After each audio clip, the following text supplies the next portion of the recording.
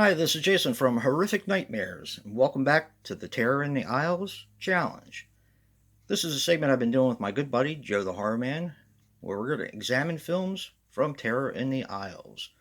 Not only the theatrical cut, but the television cut as well. Today we're going to be talking about Firestarter.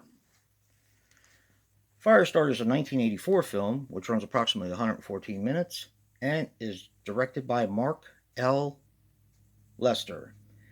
Now, he was responsible for The Invitation, Class of 1999, and Commando.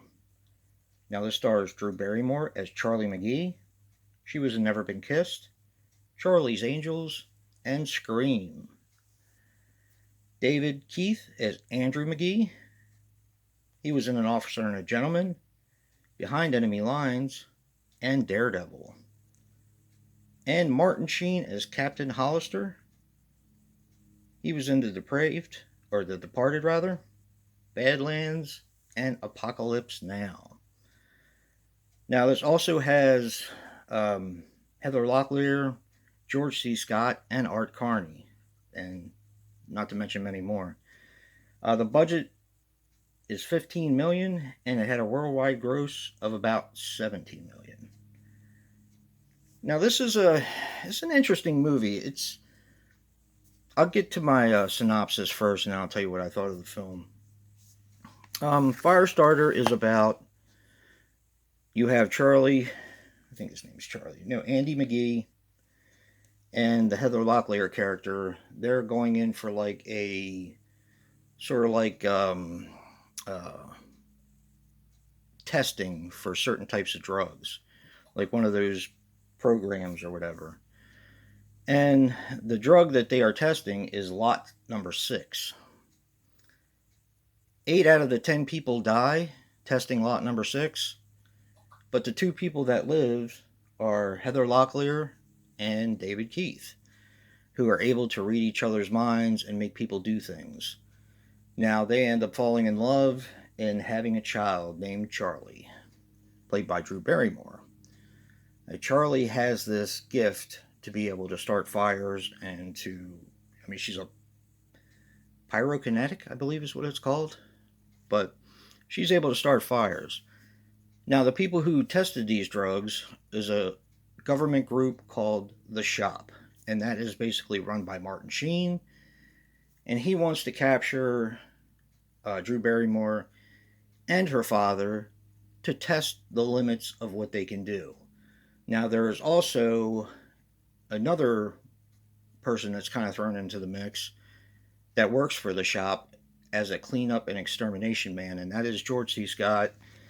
And I believe his name in the movie was Rainbird. And he actually gives probably one of the most disturbing performances I've ever seen. That is always something that stuck out to me when I was a kid and I watched this, or when I was older, even now. He's just creepy. And he's basically a child molester. I mean, they don't really go right down and say it, but that's pretty much what he is. He wants the child when they're finished, and he kind of, in a roundabout way, makes his intentions clear enough that it's really disturbing. And of course, this is about her father, Andy McGee, and Charlie trying to survive.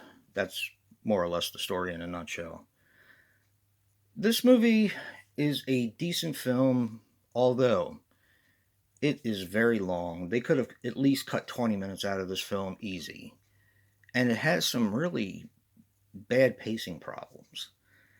Now, that's not to say I don't like the film, because I actually do like the film. It's a good film. But I don't revisit it very often. As a matter of fact,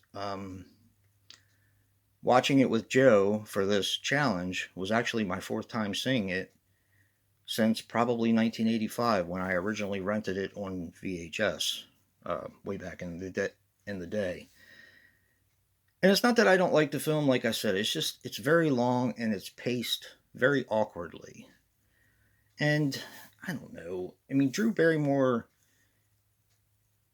she's a cute kid, but she's also kind of annoying in this movie. So, it's kind of a whole bunch of different things.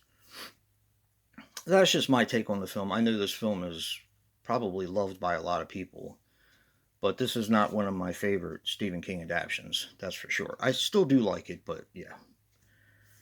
For my relatable recommendation, I'm actually going to get to a Stephen King movie I like, or a Stephen King adaptation that I like a heck of a lot more, and that is Christine. Now, I read the book for Christine when I was really, really young. I absolutely love the movie. I think it's one of, I think it's a criminally underrated John Carpenter movie because when people think of John Carpenter, they think of The Thing and Halloween, and maybe The Fog. Christine is hardly ever mentioned, and that's a shame because it's a darn good movie. So check out Christine, check out Firestarter, and I know that we have a new one coming up. I need to watch the trailer for that, which I haven't done yet, but yeah. And don't forget to check out Joe's review and see what he picked as a recommendation. And if you like what you see in here, hit that like button and subscribe. And until next time, peace.